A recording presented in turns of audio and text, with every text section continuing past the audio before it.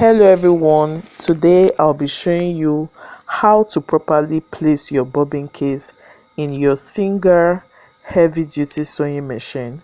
So first you will take your needle to the highest position and kindly check out the position of the bobbin case. The sharp part will be on the upper side, and there's also a protruding triangular part. I don't know if you can see it well in this video, that is going to press against the spring on this right lower side, and that's it. So when you fix it in, you would try to wiggle it a bit.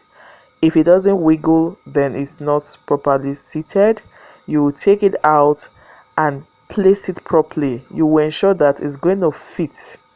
You see it? So by the time you rotate your hand wheel, you should be able to rotate like this.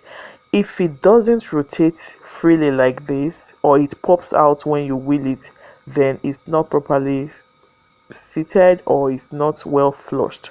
So it should wiggle a little bit, just as you can see in this video.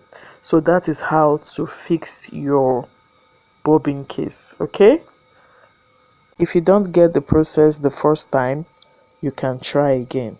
So when I was done fixing my bobbin case, as you can see, it is sewing very smoothly. I hope this video was helpful.